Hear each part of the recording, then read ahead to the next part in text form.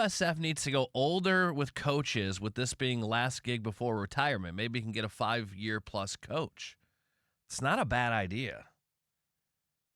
Get a coach who is, been there, done that, just looking for a great place to live, quality of life. I mean, you get that here in the Tampa Bay area. I don't hate that idea. What's John Beilein doing these days? John Beilein want to come back and coach? That would be the ultimate home run hire, Sam. But that's a really good suggestion, though. You got me on Twitter earlier because I completely flubbed a name and switched out with Rob Higgins. Oh, you said Bob Higgins instead of Bob Huggins? Bob Huggins, but the name that me and my brother-in-laws, we've been talking about that I floated to them, and I don't know, part of it was because I saw him at Benchmark this weekend. He was doing some radio stuff.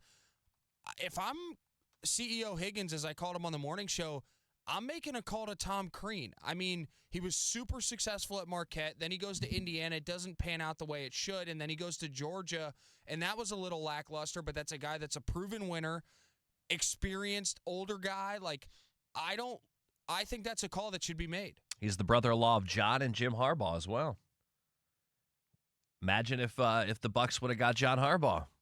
Might have been able to get Tom. Yeah, because he's just doing play-by-play. Yeah, and TV, I couldn't tell you the last time he was on. I think CBS is where he was doing the studio stuff, or maybe it's the Big Ten Network these days. So I don't know exactly what he was calling a game yesterday. Yeah, but he was doing radio stuff yesterday. Oh, okay. He had the TV stuff going on, and maybe they brought him in for TV for March Madness. I didn't hear that go on, but I saw him when we were walking down. I don't want to call it Radio Row per se, but baseline at Benchmark, he was down there with the radio stuff all over him. So I think that's a call that Higgins might want to make. The problem with Huggins, though, bringing him in, he just doesn't have the character qualities that I think USF is looking for. You're telling me he's not a Florida man to the max? I know, but he was arrested in Pittsburgh on June 16, 2023 for driving under the influences. Following the second DUI arrest, he resigned from his position. He also had a DUI charge in 2004 as well. So. Yeah, we'll just get him a deal with Uber or something. I don't know, but here's the thing. I'm not the biggest USF basketball fan. I've covered them a lot more since getting this job here at DAE, and I love what Higgins is doing over there. I can promise you, if you could get Huggy Bear on the sideline, he's lost a lot of weight, so you don't have to worry about him breaking a stool anymore, but you're instantly going to bring in new fans. You're going to bring in basketball lovers. And as I tweeted this morning, you're going to get a guy that's players are going to play really hard for you. They're going to compete, and they're going to be enjoyable to watch. So if you're trying to grow the brand, yeah, there might be some character concerns, but just don't get in a car with him. Exactly. Just stay out of a car. Other than that, he's a pretty likable guy by all accounts. He probably belongs more at Georgia than USF, but I get it. It's a big name. It's a guy that's not going to be looking to take that next step. He's already done that. I don't hate that idea. It's a really good text.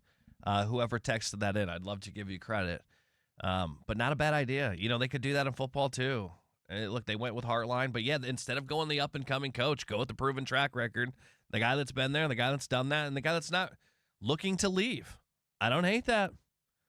When Danny Hurley's all done at UConn, bring him in here. When Dusty May's done at Michigan, bring him here. Coach K.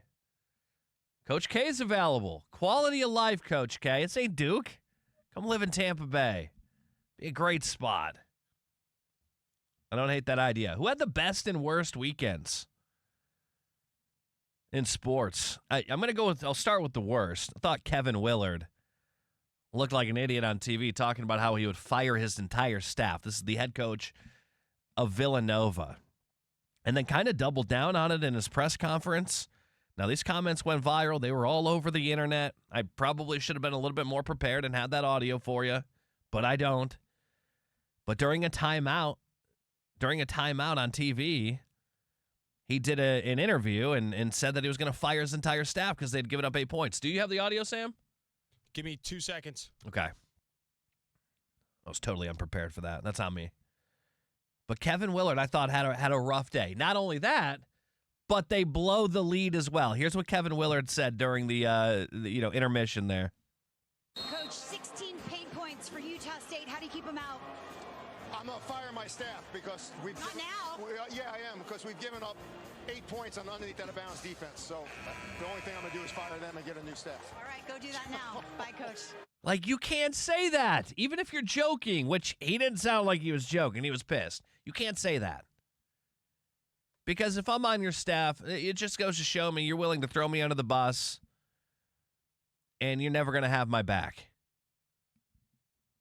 You are supposed to take responsibility of your actions.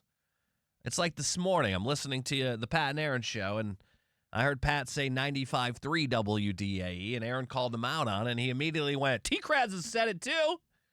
He didn't take responsibility. He just threw another guy under the bus. Kevin Willard did the same thing. So I thought he had one of the worst weekends. And, of course, like I said, they lost to Utah State. Thought Wisconsin had a rough weekend playing High Point. They are the 5 seed that goes down in the tournament. By the way, since High Point, I've never heard of High Point until the tournament. I want to go to High Point. If there was any school in the tournament that I could pick and choose from, I'd like to go to High Point. You got to look this place up. They got a steakhouse, like a 5-star steakhouse on campus where students can go and eat for free just to experience fine dining. There's swimming pools. I mean, it is their basketball arena is the nicest basketball arena I've ever seen. Look up High Point. Very fascinating school. I don't know how you get in, but I want to be in. But I thought Wisconsin had one of the worst weekends. They were one of those teams that, I've got a friend who's a big Wisconsin fan, and we had talked about them going into the tournament. They're one of those teams that could beat anybody but could also lose to anybody. And unfortunately, they lost to High Point. I thought Santa Clara had one of the worst weekends as well. Just a brutal loss to Kentucky. Those 50-50 games on the brackets, the 8-9s, the 7-10s, I didn't hit any of them. I was riding with Santa Clara. It was looking good. Kentucky hits, basically a half-court shot, sends it to overtime, and you knew once it went into overtime, Santa Clara was done. I thought they had a bad weekend. Vanderbilt, too. Vanderbilt in Nebraska was such a fun game. Nebraska scores with 2 seconds left, and then Vanderbilt chucks one from, a little over, I think, half court. I don't know how the ball didn't go in. And if you watch the video in slow motion, everybody on Nebraska's team thought it went in. Their coach thought it went in, and somehow it did not. Thought Cam Scattaboo had a really bad weekend, talking about CTE being an excuse and isn't real. Did you not learn from the fake Emeka Ibuka account? You can't say that? You dummy. And wrapping up the worst weekends in sports, USF. They got to the tournament. They faced they faced a 6-seed Louisville team without their best player.